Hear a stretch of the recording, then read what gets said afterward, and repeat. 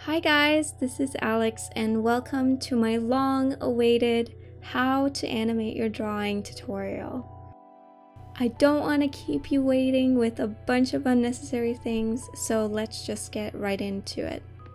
The very first thing you want to do is to figure out exactly what you're wanting to animate. In my case, it was my dog blinking and putting out his tongue, so I tried to predict the steps that would take in 3 frames. I only had 3 frames, but you can obviously make more if that is what you want. So here are my 3 frames, and I have merged them all together so everything per frame is on one layer. The next thing I want to do is just number them. I find that this makes it a little bit simpler to figure out which layer is which, and I just numbered them 1, 2, and 3. The next thing you want to do is save this as a PSD if you aren't already in Photoshop, and then we will go over to Photoshop to animate it. If you don't have Photoshop, you can do something similar with an online GIF maker or a GIF maker of any sort, as well as a video editing program. Both of these should work in addition to Photoshop, so don't worry if you don't have that. So here we are in Photoshop, and as you can see, we have all our 3 layers. You want to make sure that you have all the layers toggled on, so the icon has to be visible. Otherwise, you won't be able to see it in your animation as it will be hidden. I kind of forgot about this. You'll see that later, but nonetheless, here we are. Then you want to go up into Window and choose Timeline. This used to be called something like Animate or Animation, but in newer versions of Photoshop, it is called Timeline. And then you just start a sequence. Once you've started a sequence, all your layers will automatically be popped into your timeline. And in my case, that will mean 1, 2, 3 layers. I didn't want mine so long, so I shortened them down simply by clicking and dragging. Something you can do, because I will lose track of this because I can't see the number on my little purple timeline icon. You can click the layer on your right to highlight the layer on your timeline, just like so.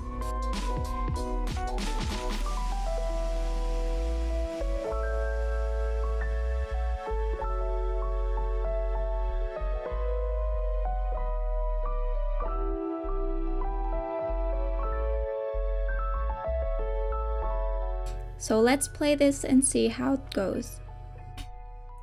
As you can see, this is where I made my mistake of not turning them on, so remember to do this. So this is a little bit slow for me, so I decided that I wanted to go in and shorten them even more.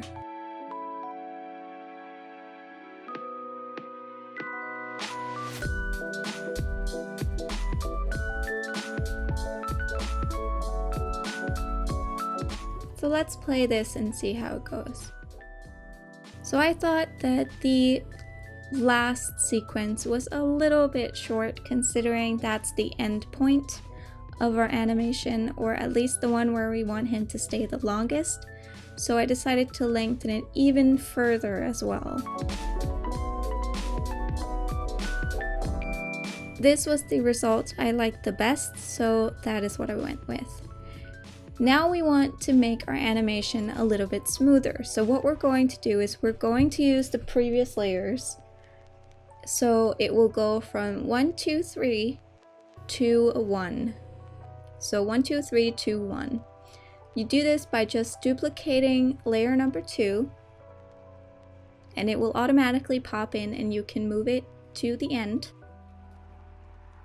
And then do the same for layer number 1. Move it in the back. Let's play this. Now it smoothly transitions from open eyes to closed eyes, and this was the final result I wanted for this.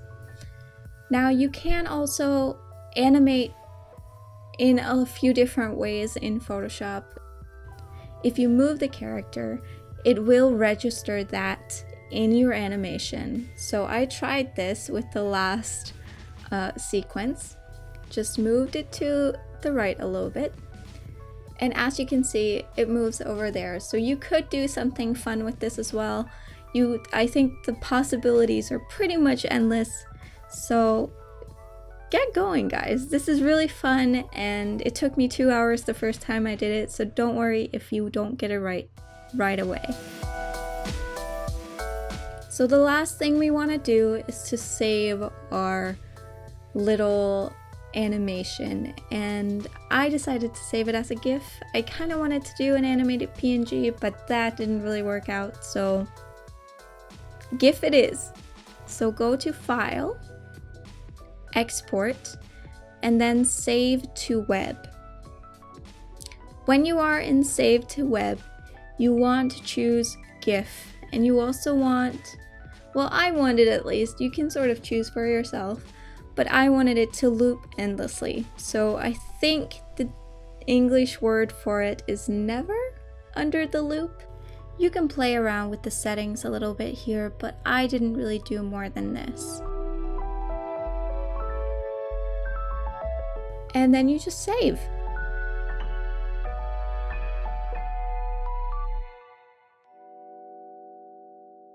And you're done! That really is all there is to it, and I hope this tutorial was helpful. If it was, leave a like, subscribe to my channel, and let me know what you think in the comments. If there's anything I could do better in future tutorials, let me know in the comments as well. This is our final result, and I'd love to hear what you think about it. I really put a lot of energy into this tutorial and actually redid it a few times as well.